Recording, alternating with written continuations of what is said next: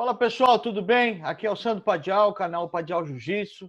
Mais uma vez, com grandes personalidades, trazendo grandes personalidades do Jiu-Jitsu e das artes marciais para falar de história, filosofia, aquele resgate essencial, né, de nomes importantes do Jiu-Jitsu. De novo, meu grande parceiro de canal, Fábio Kiyotakawa, historiador, um dos maiores historiadores aí do Brasil, também professor de Jiu-Jitsu, vai me ajudar a conduzir hoje esse vídeo sobre o mestre Deoclésio Paulo, o mestre Del. Estamos aqui com alunos, né, com 3 alunos importantes do mestre. Fábio, é com você. Fala pessoal, obrigado Sandro, mais uma vez aqui no canal do Padial Jiu-Jitsu. E o Sandro hoje ele escolheu um tema que é bem interessante, que é falar sobre o mestre Del, né? Que foi um aluno muito importante da equipe do mestre Fada, né? E hoje nós vamos começar falando um pouquinho sobre a história do mestre Del. Mestre Del, hoje ele reside em Brasília, né? Ele está... Infelizmente, hoje ele não vai poder estar presente com a gente aqui. Nós estamos fazendo, obviamente, essa entrevista através de aplicativo, enfim. E o mestre Del está com uma certa dificuldade aí, por conta do estado de saúde dele, que está um pouco fragilizado, né? Ele está já com uma certa idade. Então, nós optamos por fazer por esse formato aqui, com os alunos que têm bastante contato com ele, falar sobre a vida dele, né? E contar como foi a trajetória do mestre Del. Tá? Eu queria começar perguntando e apresentando para o pessoal que não conhece qual foi o primeiro contato do mestre Del com o jiu-jitsu, né? Em que época que foi, aonde foi, como foi esse primeiro contato do mestre Del com o jiu-jitsu Fada? Bom dia a todos. Eu posso fazer essa resposta. Meu nome é Cristiano, sou faixa preta, quarto grau do mestre Del aqui em Brasília. Então, basicamente, o que ele passava para a gente, da história que foi repassada verbalmente para a gente, que ele começou no jiu-jitsu com 9 anos. Ele era uma criança muito, muito atentada, então ele tinha que gastar aquela energia e viu os colegas começando a fazer jiu-jitsu, aquela coisa, só que a família dele, de imigrantes portugueses, não tinha tanto recurso. Então ele ficava olhando de fora da academia e um dia o mestre Fada chegou: por que você não vem treinar? Ele falou: pô, eu não tenho kimono. Ele falou: pô, mas se não tiver kimono não tem como treinar, bicho. Sempre ele fala essa história que o mestre fala: pô, mas tu não tem nada, cara. Aí, então vem cá, vamos fazer um kimono para você. Aí começou com essa história do kimono feito do saco de farinha. Então o mestre Fada tirava, desbotava desamarrotava o saco de farinha e com o molde de kimono ele ia, cortava aquele kimono todo torto para os meninos e dali praticamente a meninada começava a treinar, claro, sem pagar, porque a família do mestre, por ser imigrantes vindo de Portugal, praticamente de uma fugidos e tal, da recessão do país, naquela época, muito difícil, né? Então ele começou ali com esses 9 anos e continuou treinando com o mestre Fada, creio que até a época dele ir para o exército. Então, até a partir do momento que ele foi para o exército, eu creio que ele deve ter mudado a academia ou algo assim, porque como militar ele nunca ficava no mesmo lugar. Ele tinha essa necessidade de mudança, tá sempre acompanhando para onde o exército levava.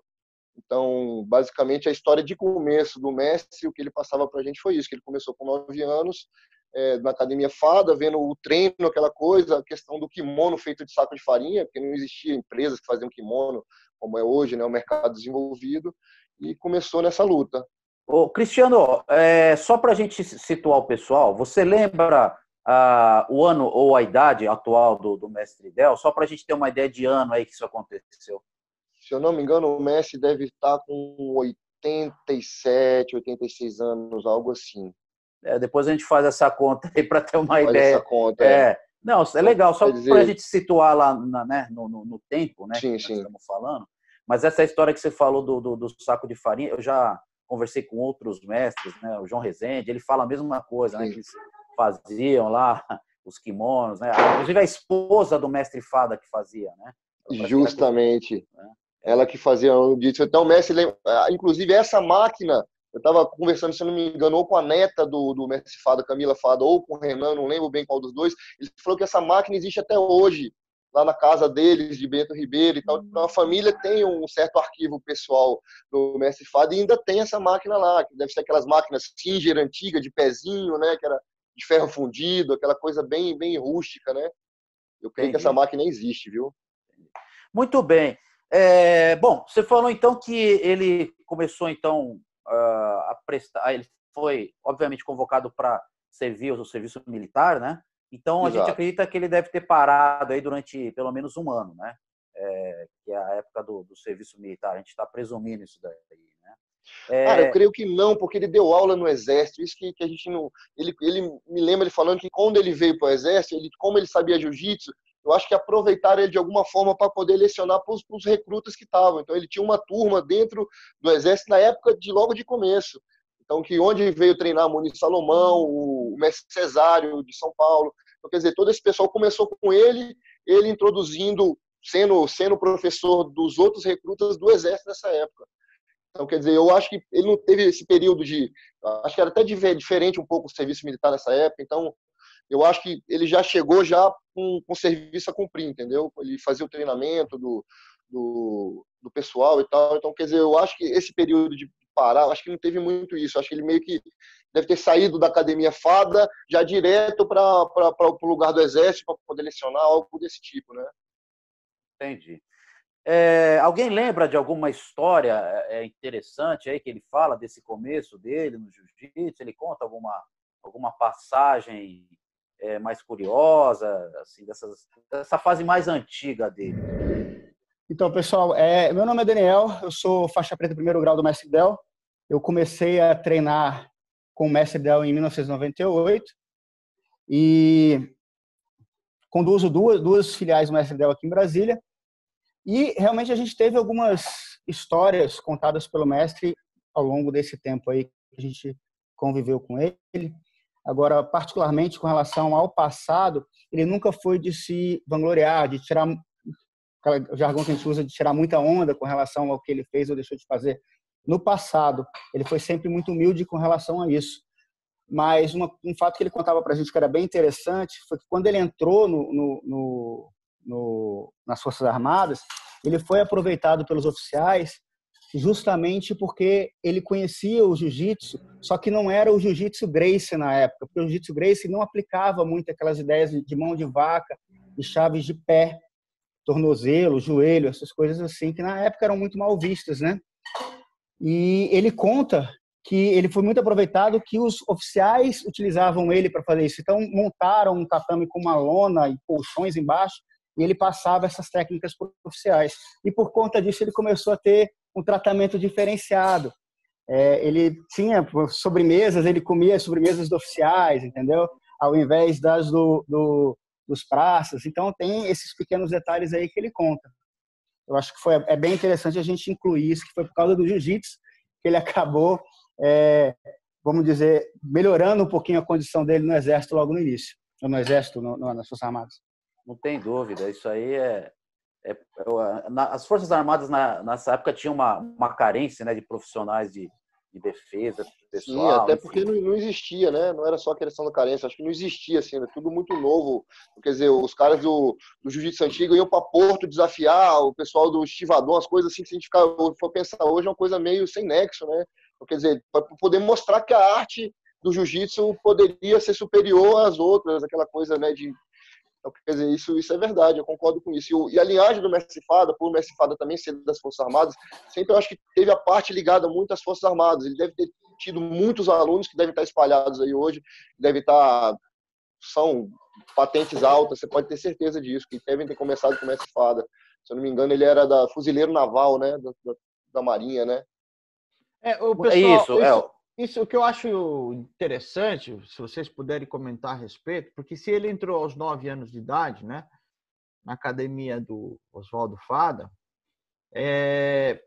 como tem membros, né, discípulos, esse legado Fada ligado às Forças Armadas, né? Então, obviamente, ele entrou aos 9 e posteriormente foi servir, né, o Exército e tal. Qual é a correlação com o mestre Fada a ele ter seguido esse caminho? Será que o mestre Fada ele realmente indicava essa conduta, olha, ser militar é um bom negócio? Certeza. Com certeza, até porque eu acho que isso era do caráter do mestre Fada. Quem conheceu ele, o pouco que eu conheci, as 2 vezes que eu tive com ele, você via que ele era um ser humano diferenciado. Era uma pessoa de luz, ele ajudava os outros de coração aberto. Isso era uma coisa, ele vibrava diferente dos outros. Quem estava no tatame com ele falava, cara, a gente via no porquê que o Del era daquele jeito, porque o professor dele, cara, tinha atitudes que não eram normais de um professor de jiu-jitsu ter, entendeu? Então, o mestre geralmente chega, ele fica, né, 10º grau, aquela coisa. Pô, você fica, não, ele era a pessoa mais humilde do tatame, vinha, conversava com o outro, puxava assunto, aquela coisa assim, simples e não era forçada, era uma coisa de dentro do coração dele mesmo, né? Olha, meu nome é Ricardo, né? Eu também sou faixa preta da equipe Del, né? E eu sou de um período um pouco mais antigo, né? Eu comecei no jiu-jitsu em 1970, né? Em Vila Valqueire, na Rua das Camélias, numa academia pequena que havia lá, né? Do mestre Del. O diferencial que eu vejo daquela época em si, né? Para hoje, é que a academia do mestre Del era basicamente de crianças, né? Em um momento em que a gente vê que estava formatado em cima de adultos, né? E quem trabalha com jiu-jitsu sabe que é muito mais difícil trabalhar com criança do que sabe com adulto, né? Muito mais difícil, muito mais difícil. Como também é muito mais responsabilidade você dar aula para criança do que dar aula para adulto, né? Quando os pais levam as crianças para entregar para o professor, eles estão entregando aquilo que eles têm de mais importante, né? Eles estão deixando, sabe, com o professor aquilo que eles têm de mais importante. É uma imensa responsabilidade da aula para a criança. E o que acontecia nesse momento? Naquela época não tinha educação física escolar, né? Então as crianças ficavam, sabe, na escola. O melhor momento do dia, para mim, era a aula de jiu-jitsu. Era a aula de jiu-jitsu. Era quando a gente ia brincar, era quando a gente ia entreter com outras crianças, aquela coisa toda, né? E assim foi até 73, né? Você falou que começou, então, na década de 70 com o mestre Del, né? Então, nessa época, provavelmente o mestre Del já tinha saído do exército, né? Não. Ele era militar. Ele seguiu carreira até... Ele ainda estava no exército? Sim. Ele estava no exército, em 1970. Entendi. E aí, o que aconteceu? Ele abriu, então, uma academia para crianças, você está falando, né? Isso no Rio de Janeiro ainda, né? Me fala só, se você lembra mais ou menos o ano que ele abriu, o bairro onde vocês estavam lá. Fala um pouquinho do local lá. O ano exato, eu não posso falar. Eu posso falar, no caso, o ano, sabe, do que eu entrei, em 1970, né? 1970. O bairro é Vila Valqueire. É um bairro bem próximo da Vila Militar e do Campo dos Afonsos, que era onde o mestre Del servia, né? Que também é o bairro do lado de Bento Ribeiro, que é o bairro onde é a Academia Fada, né? Estamos falando de bairro de subúrbio, né? São bairros subúrbio, bairro pobre, já que, sabe, que até a linhagem Gracie sempre foi concentrada na Zona Sul, né? Sempre concentrada, sabe, na Zona Sul, nas áreas mais ricas do Rio de Janeiro. Outra questão que você falou, sabe, de militar e ter a ver muito com a linhagem Fada, né? É até a questão de você estar lidando com um bairro pobre, com pessoas pobres e opção de emprego, né? Vocação e também uma opção de emprego. Como vai? 1970, 72, 73, pessoas pobres, né? Qual é a opção que você tem aos 18, 19 anos? Eu vou servir, eu vou tentar engajar. É uma opção. Quer dizer, você acredita que boa parte dos militares, né, dessa época, eles até se alistavam por falta de opção profissional, né, nesses locais, né? Não. E, sabe, isso daí aconteceu durante muitos anos, né? Eu não vou falar boa parte, né? Mas, enfim, tem gente que é vocacionada, mas é claro que a questão da sobrevivência, do emprego, isso influencia muito, né? Influencia muito. E também, Ricardo, pelo que você está falando, então, só para eu entender, o mestre Del, então, realmente, ele era, eu acredito, né? Ele era um prestador de serviço do Exército, porque, assim, então, se ao mesmo tempo que ele estava dentro do Exército, ele tinha uma academia, quer dizer, ele não estava naquele sistema que a gente conhece, onde o praça, né, o soldado, ele fica interno o tempo todo lá, né? Quer dizer, ele tinha, então, possibilidade de ter a escola fora, é isso, né? Não, mas é o seguinte, né? Militar é dedicação exclusiva, né? É full time. Você tem, ao tempo todo, você pode ser acionado, né? Você pode ser acionado e pronto, né? Se você for acionado, você vai trabalhar, né? Tanto que ele, na época lá, ele tinha um faixa marrom, que era o instrutor, né? Nos dias que ele não podia ir, quem dava aula era esse faixa marrom, que eu não me recordo o nome. Eu era criança na época, né? Era esse faixa marrom. Algumas vezes, ele estava de serviço, ele tinha que fazer viagem, ele não poderia ir, né? E era esse faixa marrom que, olha, que dava aula. Eu não me lembro, sabe o nome, né, desse faixa marrom. E daí, sabe que o grupo era em torno de 15 crianças, né? Não tinha nenhum adolescente. Não tinha nenhum garoto de 16, 17 anos, tal. Era tudo uma garotada, de 7 a 10 anos, mais ou menos isso, 11 anos. Inclusive, o filho do mestre Del também era dessa turminha, né?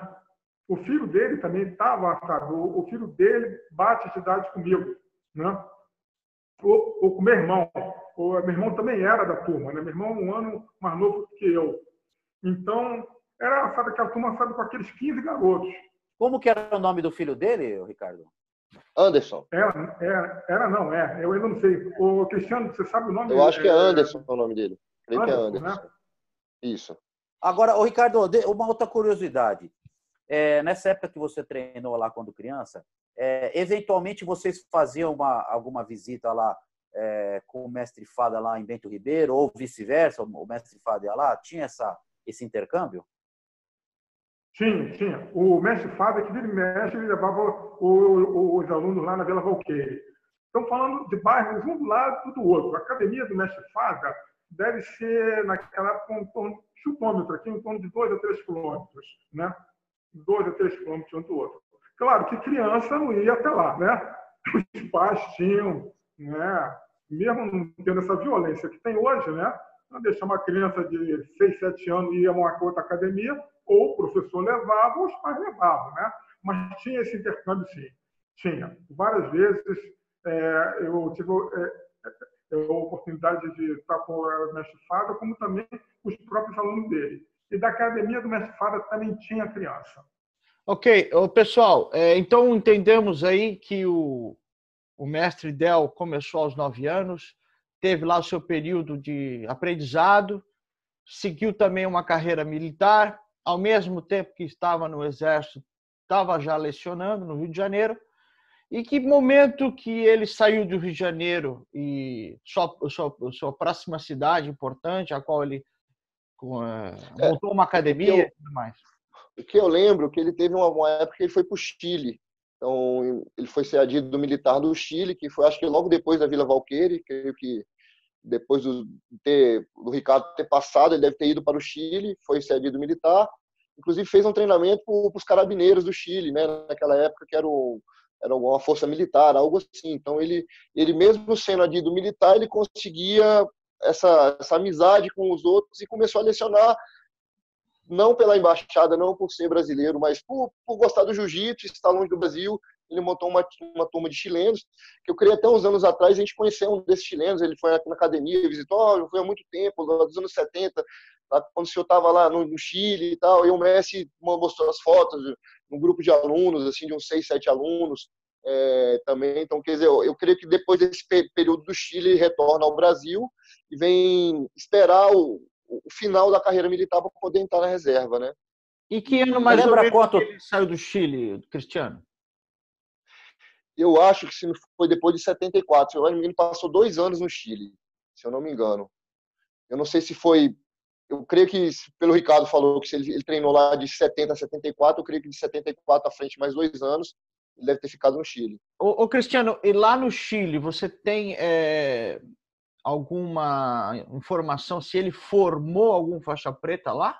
Ou só... Não, porque não deu tempo, né? Então, quer dizer, esses 2 anos que ele ia ficar, quando você vai de militar, acho que você tem um tempo, esse tipo de cargo relacionado a Itamaraty, tem um tempo que não foi 2 anos, depois ele ir para outra coisa, e, né, ele é muito requisitado, por ser sempre uma pessoa muito leal, né? Todo o sistema militar é baseado em hierarquia e disciplina, então ele sempre foi um disciplinador nato, nada forçado, uma coisa natural dele.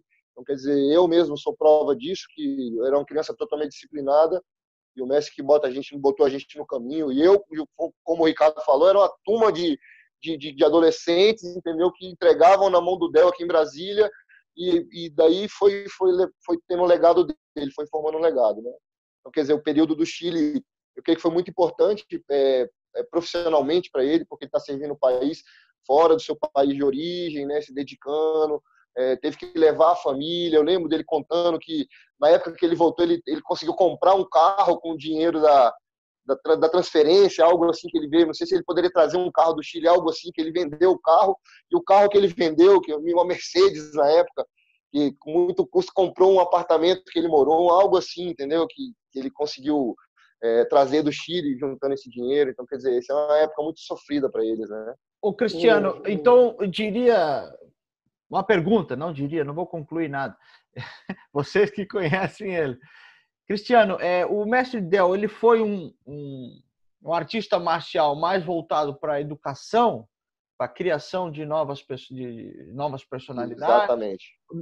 E menos lutador, Exatamente. A competição para ele, assim, ele não obrigava nenhum aluno a lutar. A gente ia porque tinha querer mostrar para o mestre o legado dele, que como a gente poderia, então, quer dizer, sempre foi baseado nisso. Eu nunca vi ele forçando uma pessoa a lutar, nunca vi isso. Ele foi ligado sempre à prática do esporte como desenvolvimento humano, né? Ele sempre falava isso, sempre. Eu acho que o próprio legado do Fada, a questão do que o Fada quebra de complexo, aquele livro que ele escreveu, e ele dava aula para as pessoas que eram amputadas. Tem o aluno dele chamado Torpedo, que não tinha as duas pernas, o outro não tinha não sei o quê, um era cego. Então, quer dizer, ele tinha esse poder de ajudar a comunidade. Como era uma pessoa de luz, uma pessoa diferenciada dos outros, acho que conseguia, como se diz assim, trazer essas pessoas e absorver essas pessoas de uma forma que elas se sentiam bem com o mestre Fada e não se sentiam bem fora daquele ambiente, entendeu? Bacana. Deixa eu fazer o Fábio. Pois não. Pronto, Fábio. Pode falar, estou ouvindo, pode falar. Fazer uma correção em termos de ordem cronológica, né? Em 73, o mestre Del foi para o Chile, né? Então eu sabia que era... Né? Eu fiquei, porque é uma transição ali do Del para o professor Munir. E eu fiquei também com o Munir, né? E ele ficou lá, normalmente a distância são 2 anos, 73, 74, ele deve ter retornado para o Brasil em 75. Né? E quanto que o Cristiano acertadamente falou, né? Respondendo a pergunta, né? Corroborando com o próprio Cristiano, né? Sobre seria mais competitivo ou mais educativo. Muito mais educativo. Mesmo porque, gente, na minha percepção, né? Até as pessoas que vão procurar o mestre, né? O que aconteceu? Eu vou revelar uma coisa aqui, né? Alguns anos atrás, ele chegou para mim: pô, Ricardo, vamos fazer um grupo, né, para trabalhar com deficiente, uma federação nesse sentido. E eu estou devendo isso a ele. Eu ainda não tive tempo, estou para me aposentar, para montar isso, para fazer esse grupo, né? E quem está trabalhando com deficiente, quem pega esse portador de necessidade social, não está pensando necessariamente numa relação competitiva. Está pensando numa relação inclusiva, né? Que é completamente diferente. São circunstâncias, mas pode ser competitivo? Claro que sim. Mas, no primeiro momento, é relação educativa e inclusiva, né?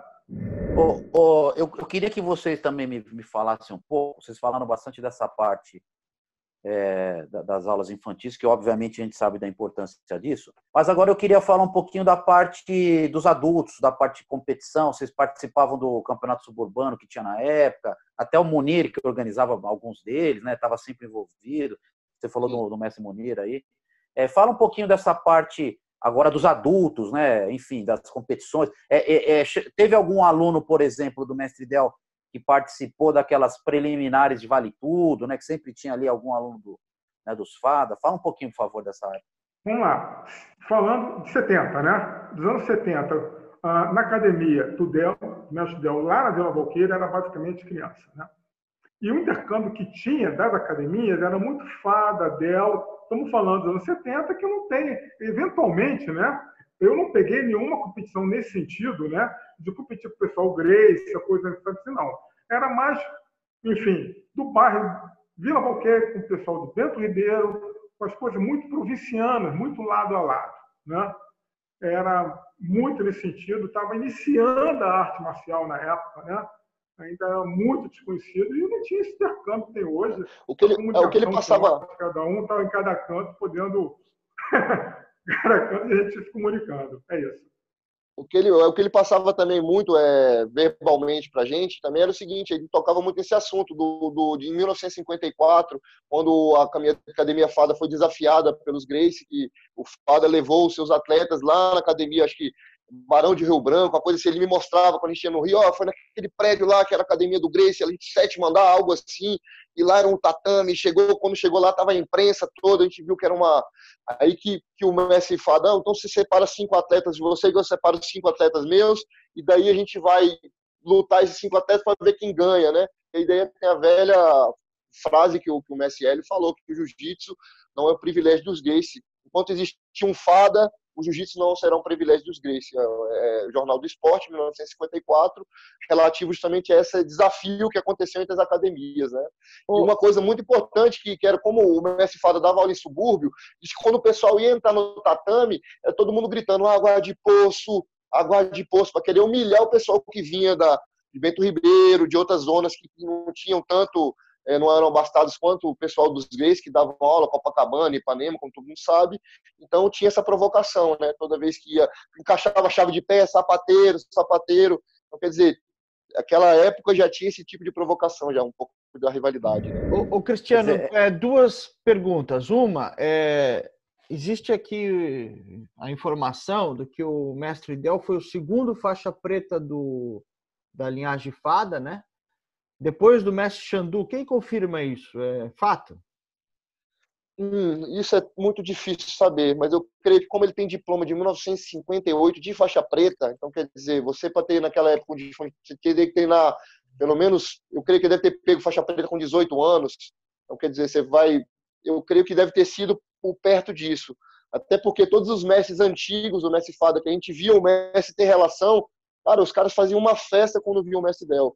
O Valdomiro, o mestre Taboraí, o mestre Jonas, todos esses, o meu próprio Cesário, todo mundo que via o mestre Del na época, era aquela coisa tal. Então, quer dizer, a gente via que era uma relação muito mais antiga do que a gente imaginava, né? E até essa questão de relação, há anos atrás teve uma sessão pública no Senado em memória ao mestre Hélio Gracie. Então vieram o Rickson Gracie, o pessoal da família Gracie, e convidaram o mestre Del, por ser 9º grau, a comparecer. E eu estava com o mestre na sala, acompanhando, foi na sala do senador Arthur Vigílio, estava presente o ministro Fux. Quando o Helson Gracie viu o mestre Del, rapaz, mestre Del, o cara, foi uma coisa assim que eu fiquei até assustado. Eu falei, cara, o Helson Gracie estava que chamaram os dois, saíram da sala e foram conversar, ficaram uns 15, 20 minutos conversando, não estavam nem aí pro que estava acontecendo lá com o Rickson Gracie, nada, os caras foram lá, começaram a conversar, caiu do lado daquilo ali, foi, cara, obrigado por estar presente nessa hora. Então, quer dizer, eles tinham uma relação, apesar de ser oponentes, eles se respeitavam muito, a família Gracie com o pessoal Fada, né? Eu acho que essa tua colocação é muito importante, porque eu e o Fábio, a gente com o canal aqui já entrevistou muita gente de todos os lados, norte, nordeste, os Fada, os Gracie. E essa rivalidade entre Fada e Gracie, na verdade, não existia. Pelos relatos que tem, assim, os caras se gostavam. Né? Esse é fato. Entendeu? Lógico, luta é marcar luta, as pessoas têm que lutar, mas não quer dizer que não são amigos, né? Então você vê esse depoimento aí, é claro, né? O filho do Hélio Gracie, o Helson, tendo um carinho imenso ali pelo mestre Del. Mas tem outra coisa também que é interessante pensar nessa questão da história. De novo, isso é interpretação minha ao longo do tempo de que eu escuto histórias de várias pessoas. Não tem muito sentido numa época em que existiam tão poucas pessoas praticando a mesma coisa, esse ódio que foi propagado ao longo do tempo. Não existia isso. Na realidade, eram pessoas que estavam querendo levar o nome, só que com objetivos completamente diferentes.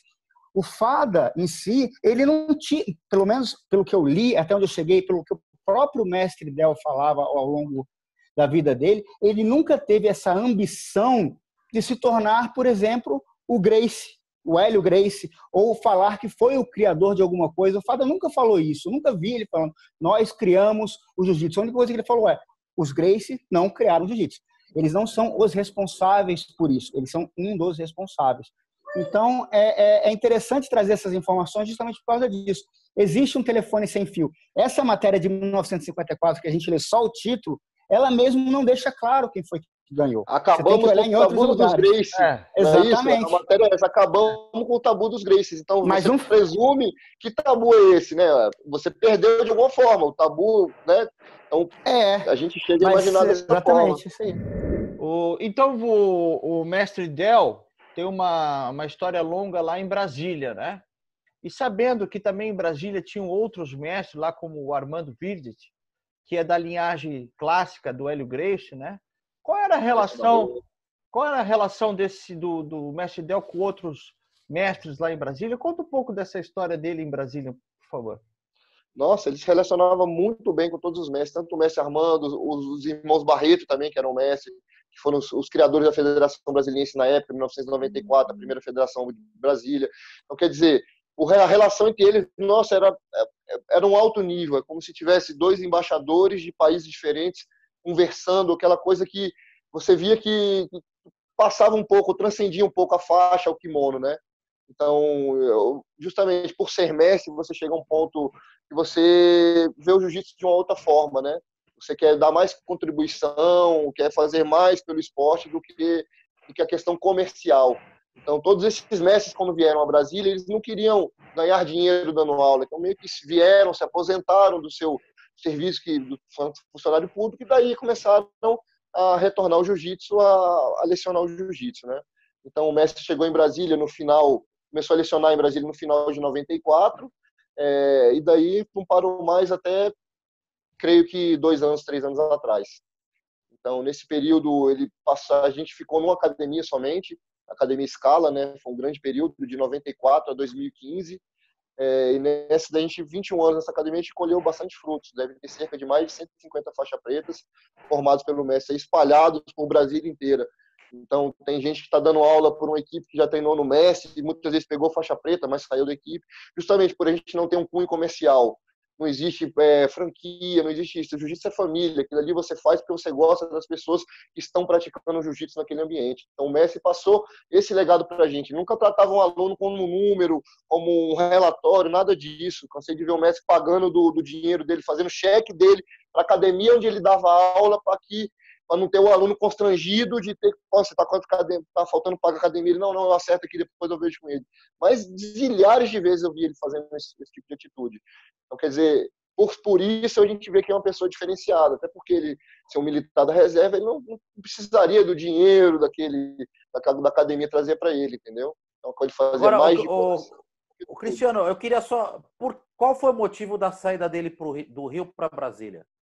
Na verdade, ele entrou para a reserva. Então, o que acontece? Ele preferiu trazer os filhos dele, na época, para trazer para Brasília, porque Brasília sempre é muito mais seguro, e ele estava para entrar na reserva, ele tinha um cargo aqui no Ministério do Exército, ligado ao ministro do Exército, uma assessoria particular ao ministro do Exército, então ele estava ligado, esse período final, ele estava aqui em Brasília servindo ao Exército, então ele decidiu ficar. Falou, não, já tinha passado por Pernambuco, vários outros lugares ele passou no Brasil. Então, quer dizer, ele resolveu ficar em Brasília. Cristiano, pera um pouquinho só. Você está falando que ele passou por outros lugares do Brasil, ele chegou a dar aula. Quanto tempo você tem? Só para a gente entender, ele ficou bastante tempo nesses outros lugares? Como é que foi? Não, eu creio que não. Eu creio que do final que ele chegou do Chile até ele vir para Brasília, ele deve ter sido transferido mais umas 3 vezes aí nesse período. Eu lembro dele contando que ele foi morar se eu não me engano, em Fortaleza, que era uma base militar, que era perto da praia, que falava da vida das esposas militares, que se encontravam todo dia, como é que era a rotina, disso eu lembro dele falar. Mas, cronologicamente, assim, do tempo que ele passou, os lugares, assim, eu não sei ao certo. Mas eu sei que ele, por ser militar e ser de alta patente, ele era transferido de 2 em 2 anos, ou a um período curto, entendeu? Eu não sei se daria para ele... Alguém lembra o ano que ele chegou em Brasília? Alguém lembra o ano? O ano que ele chegou em Brasília, que ele começou a dar aula, foi em 1994. 94. Não, mas eu acho que ele estava morando já, trabalhando, né? Trabalhando em Brasília. Começou, Isso é aquele dado que o Cristiano falou. Essas informações do trabalho dele dentro do Exército, muitas delas a gente não teve acesso por causa da função dele no Exército. Entendeu? Não, mas então, o que interessa para a gente é o seguinte. A gente não sabe, quando ele começou a dar aula. Quando ele começou a dar aula em Brasília? 94. Novembro de 94. E na época, a academia tinha um aluno do Mestre Fada dando aula na escala, que era o Beto Ferrão, faixa preta 3º grau, hoje é falecido, que tinha uma base de treinamento, se não me engano, Teresópolis, por aí ele tinha Teresópolis. Então ele veio a Brasília, tinha essa academia com os alunos, e o mestre chegou por ser aluno do Mestre Fada e tal, conheceu o Beto Ferrão e pegou os horários de segunda, quartas e sextas, porque o Beto Ferrão só dava aula terças e quintas e sábados. Então ficava esse horário vago. O mestre, de repente, falou: vou voltar a dar aula, vou entrar na academia do Beto Ferrão, é aluno do Mestre Fada, 3º grau. Continuou o legado e ficou até o Beto Ferrão sair da academia. Recebeu uma proposta melhor, voltou para Teresópolis, se não me engano. Quer dizer, nessa época aí, nós tínhamos aí, então, em Brasília, já uma academia representante, né, do Jiu-Jitsu Fada com 2 professores, então, né? Exatamente. E de outros professores também, que eu lembro que tinha o Silvio Caldas, era faixa marrom nessa época, estava para pegar faixa preta. Tu tinha outros alunos que já eram um pouco graduados de marrom também, mas tu tinha já 2 faixas pretas da linhada Fada já presentes. E outros mestres dando aula em Brasília, o mestre Barreto, o mestre Armando Vritti. Então, quer dizer, o ambiente em Brasília o jiu-jitsu começava a despontar no finalzinho de 94, a coisa começou a tomar uma forma mais coesa, né? O cenário de Brasília era muito rico aí, né? De professores, de academias, né? Sim, tinha bastante. Bastante. E qual que diria assim, se você, né? Estamos aqui fazendo esse vídeo sobre o mestre, prestando essa homenagem, contando a história dele. Qual que você diria que é o grande legado do mestre Del? Esse Del é tratar a pessoa como um ser humano. Ele vê a pessoa, como eu te disse, não tem um cunho comercial, ele faz aquilo de coração. Então, ele ajudou muita gente, pessoas que vinham com depressão na beira do tatame, ficavam olhando o treino. Cara, o mestre vinha conversar e tal, não sei o quê. Quando você viu, o cara já estava treinando. Mestre, eu sofri de depressão, hoje já não sofro mais. Então, ele tratava o jiu-jitsu para o bem das pessoas. Não importava muito a condição social. Pelo contrário, eu acho que ele se atraía mais quando via uma pessoa que não tem condições, justamente para se reportar o passado dele, por ter vindo de uma família pobre, imigrantes portugueses, nada foi fácil na vida dele, disse que não ganhava brinquedo, era tudo muito difícil, a mãe dele, se não me engano, era lavadeira, então, quer dizer, tudo era muito difícil na vida dele, então ele tentou fazer de uma forma diferente para que o legado dele fosse repassado dessa forma, que ele fosse lembrado como ser humano. É importante acrescentar que a própria Dona Olguinha, que é a mulher do esposo do mestre Del, ela recebia muito essa carga, eu me lembro disso, de várias conversas que a gente teve sobre isso, porque o mestre ele pegava realmente o problema dos alunos dele para ele absorvia muito aquilo e tentava resolver de alguma forma. Tanto na questão do diálogo mesmo, sendo pai para muitos alunos dele, o Cristiano mesmo pode confirmar isso, mas ele era pai daquelas pessoas. Mas também com outras ajudas que às vezes as pessoas elas esquecem. Por exemplo, naquela época, o mestre, como ele nunca focou nessa questão do cunho financeiro do esporte, do jiu-jitsu, muitas das coisas que foram feitas em prol do jiu-jitsu saíram do salário de aposentadoria dele. Ele cansou de botar ônibus. Não tinha campeonato na década de 90, não tinha campeonato no início dos anos 2000. Então, a gente saía para ir participar de campeonatos da LBJJ, onde o custo era praticamente todo do mestre Del. Ele botava alunos, entendeu, que não tinham condição nenhuma de fazer nenhuma viagem para fora de Brasília, dentro do ônibus, para participar dessas competições. Tanto que hoje, eu acredito, até o próprio Cristiano pode me corrigir, boa parte dos núcleos da equipe, elas têm esse cunho social. São equipes que são dentro da Polícia Militar, e é de graça para a população. Por exemplo, acontece lá em Planaltina, tem um grande núcleo da equipe do professor Jobson. Temos projetos sociais no interior da Bahia, com instrutores nossos, também são projetos sociais, são para a população carente. Então, isso que a gente pegou é desses alunos que foram formados pelo Mestre Del e levam isso de volta para a sociedade, entendeu? É uma maneira de devolver o que o Del trouxe para essas pessoas. Entendeu? Acho que é bem Daniel, interessante. eu queria até aproveitar, me fala aí rapidamente de mais ou menos a quantidade de, se você souber, óbvio, tá? A quantidade de faixa preta que o Mestre Del formou, aproximada, tá? Aproximada, e quais são os principais núcleos que você tem aí ao redor do Brasil e do mundo? Cara, faixa preta tem muito, assim, na realidade, mas eu posso supor algo em torno que o Cristiano falou, 100, 150, com facilidade.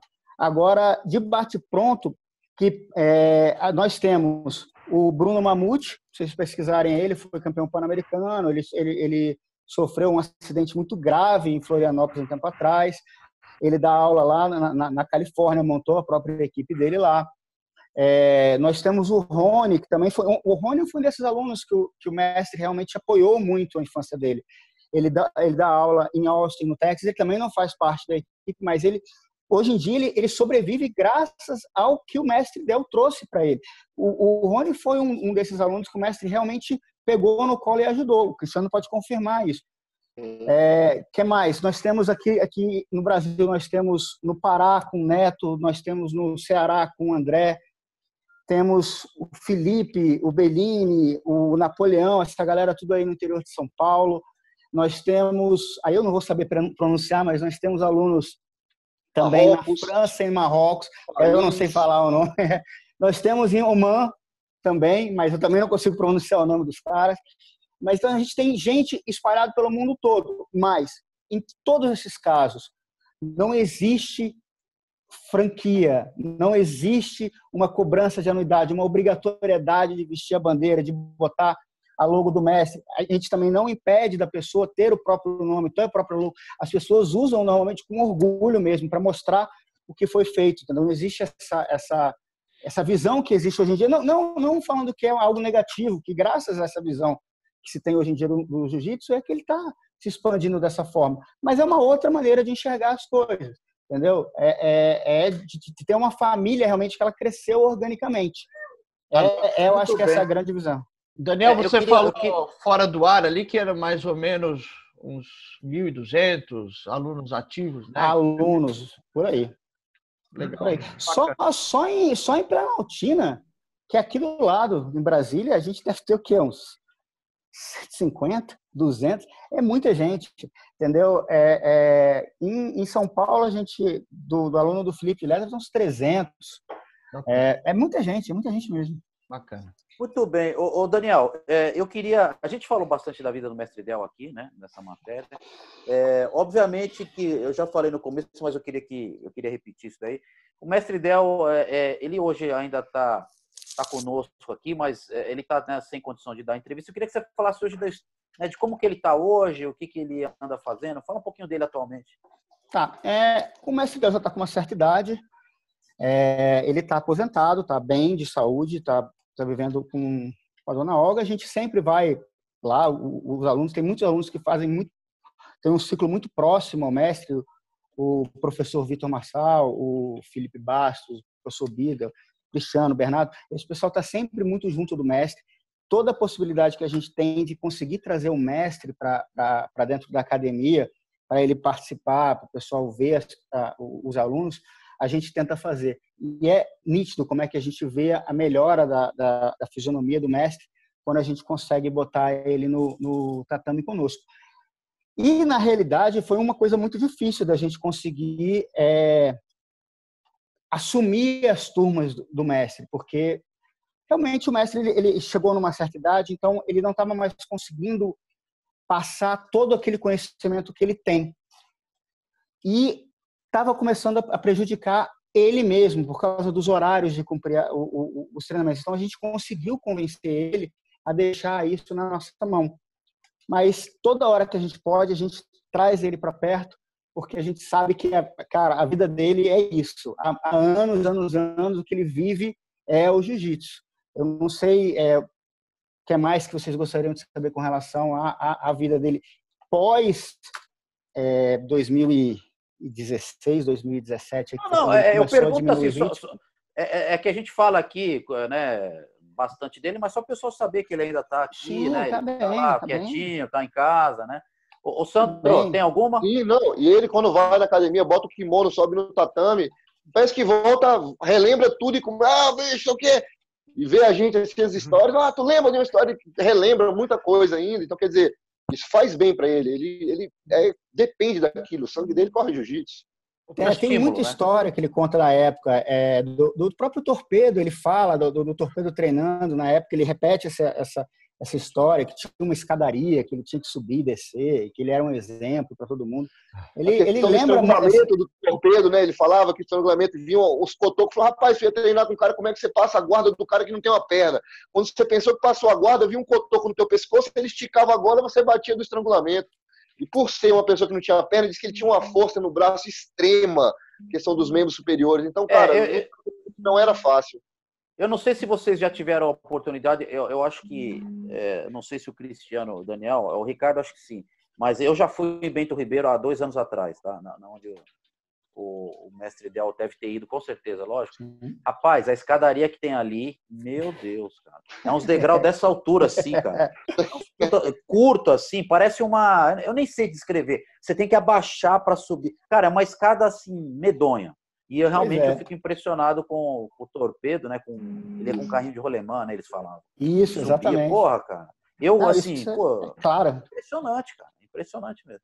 Ô, Sandro, tem alguma aí? Como é que tá? Seguinte, o canal tem esse propósito de contar a história, né, dos mestres, e nem sempre, ou às vezes é muito difícil a gente conhecer essas histórias todas, né? Então, vocês é que tem que dizer o máximo possível, né, para que saia um negócio bacana. Então, eu pediria o seguinte, para a gente encerrar, que cada um de vocês 3 tiver alguma coisa aí que a gente não perguntou, que vocês querem muito falar. Acho que é interessante frisar, primeiro, aquela questão de que o mestre Del, ele foi o primeiro faixa vermelha, não Gracie, reconhecido pela IBJJF.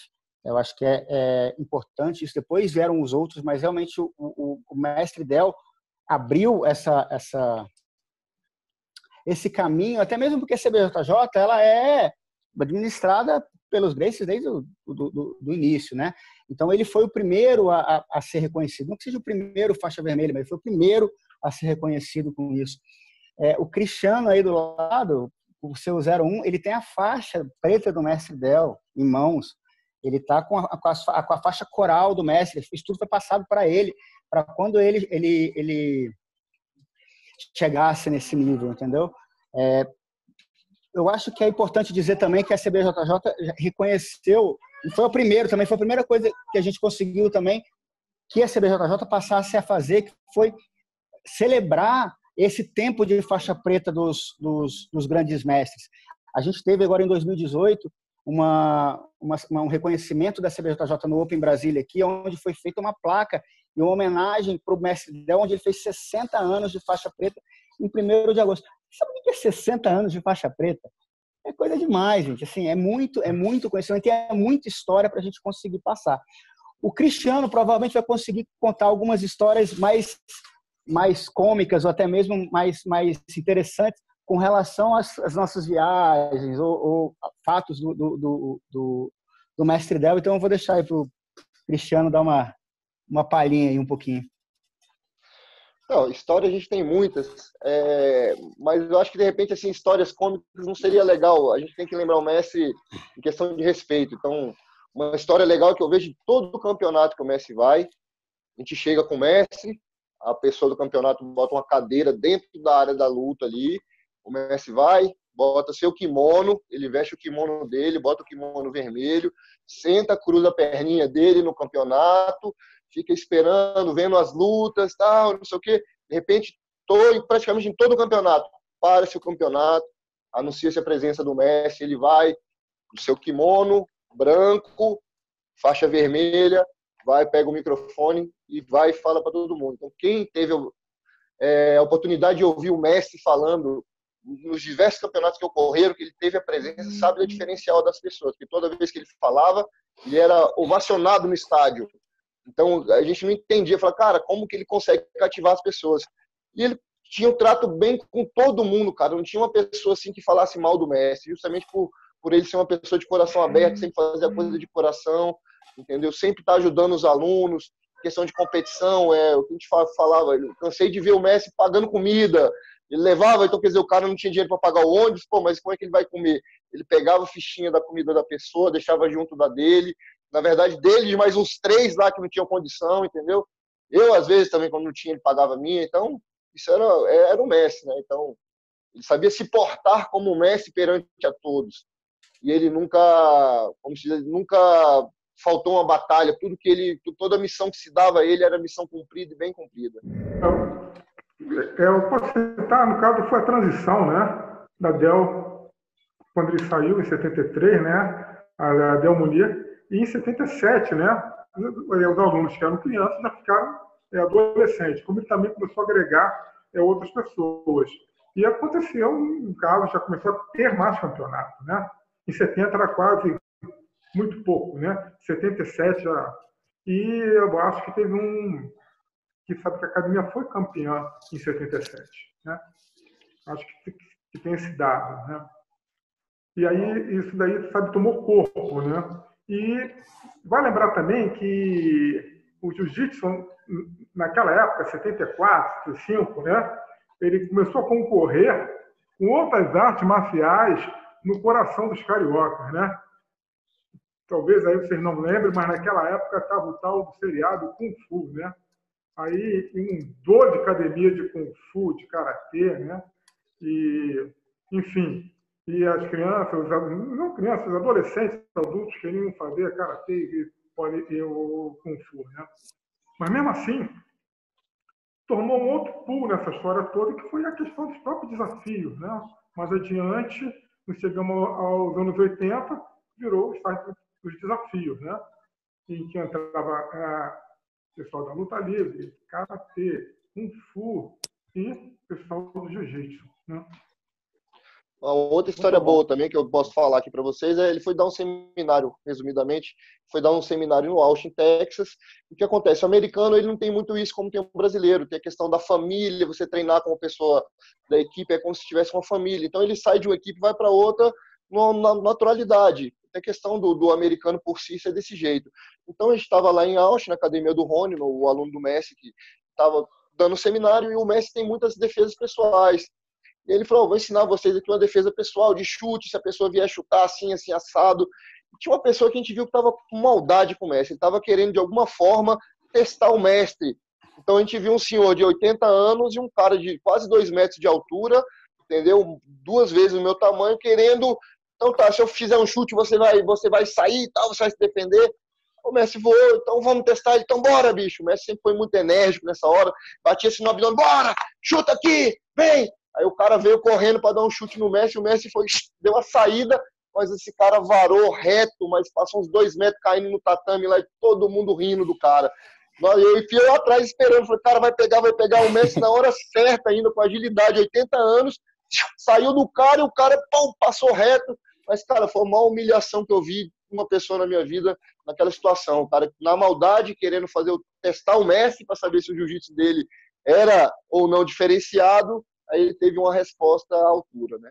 Que bacana. Ô, Cristiano, agora para dar um final bonito, aí tô vendo essa foto linda de vocês dois, e sim, o mestre com aquela faixa coral, que eu imagino que seja essa que tá ali, né? Pelo que o Daniel falou. Exato.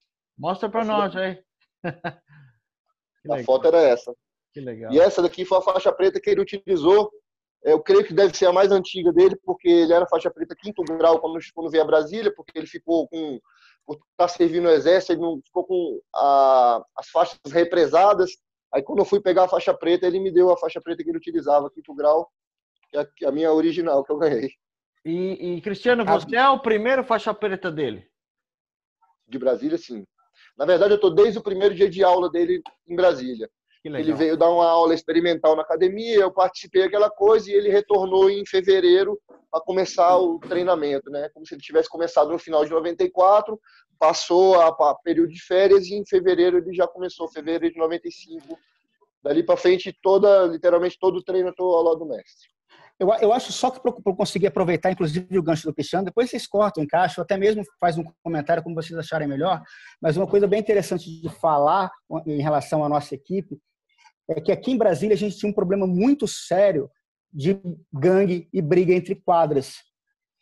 E o mestre era completamente contra. Se você for pesquisar isso na internet, você vai ver que tem várias matérias onde o mestre fala que aqui não tem esse negócio de gangue, não. E justamente na nossa equipe, era assim, a pessoa entrava por esse caminho na época dos pit boys ou das confusões, etc. e tal, o Del já cortava numa hora, não tinha essa conversa, entendeu? Eu acho que é bem legal trazer essa índole do mestre também, que ele não permitia que os alunos dele se envolvessem nesse tipo de confusão. O jiu-jitsu era uma arte marcial de defesa pessoal. Era isso que ele passava, não era de ataque aos demais. Então é bem interessante falar isso, porque juntou muita gente de várias quadras que na época eram rivais, adolescentes, crianças, que brigavam para treinar com o mestre Del e mudou a maneira como essas pessoas se comportavam no seu dia a dia. Então, eu acho que é interessante por causa da época de Brasília, que era bem violenta nesse aspecto. Que legal. Pessoal, olha, foi um grande prazer. Cristiano, Daniel, Ricardo, Fábio, que sempre me ajuda aqui no canal. A gente começou com esse trabalho porque a gente ama o jiu-jitsu, né? E a gente quer entregar o que a gente pode, né? Então, o Fábio como um grande historiador, eu também, eu comecei com jiu-jitsu aos 4 anos de idade, né? Já tô com sem cabelo e com essa barbinha de velho aqui. Então, eu amo bastante esse negócio aí. E, pô, foi um prazer conhecer essa história. Para mim, foi engrandecedor, né? Como eu quis dizer o seguinte, o canal, ele é para divulgar, mas também para abastecer o nosso conhecimento, né? Então, para mim, foi um prazer conhecer essa pessoa aí maravilhosa e saber de que ele ensina uma luta, mas não com o propósito de ensinar a luta, né? Pelo que eu entendi, é um cara que quer transformar pessoas. E isso, para mim, tem muito valor. Obrigado, pessoal. Espero que a gente possa entregar um trabalho bonito aí para o público em geral. Queria agradecer a presença, o convite de vocês, é claro, e falar que a gente está disponível, querendo o material para divulgar e falar qualquer coisa com relação a esse histórico todo, ou qualquer coisa que tenham dúvidas, também a gente está sempre aberto. E obrigado novamente por dar a possibilidade de falar sobre o nosso grande mestre, porque às vezes a gente fica no foco aí do pessoal que está construindo o jiu-jitsu hoje em dia, das grandes equipes, e acaba deixando a origem, que é até mesmo o meio do caminho ali entre Hélio Gracie e os demais, Oswaldo Fada e os demais, e esquece esses personagens. E o mestre Del é um desses personagens muito importantes aí para a história do jiu-jitsu aqui na nossa cidade, no próprio país. Maravilha. Muito bem. Agradecer também a vocês, em nome da equipe. E fica aí o convite para todos acessarem o canal e estarem sempre conectados aí com o jiu-jitsu. Belo trabalho que o canal está fazendo aí, resgatando as histórias, e que muito legal que a gente está fazendo parte de tudo isso. Agradecer de coração. Obrigado. Nossa, valeu. Eu também fazer um agradecimento, e o Sandro, uma capacidade de síntese incrível, né? Instante que ele fala que o trabalho de Del é muito mais do que uma arte marcial, é a proposta de transformar pessoas, né? Fazer dessa pessoa um cidadão e levar a arte marcial de uma forma que seja um acalanto para o ser humano, né? De uma forma educativa. Olha, parabéns, Sandro. Sucesso para você, sucesso para o Fábio. Vocês são pessoas de bem, vocês merecem tudo de bom nessa vida.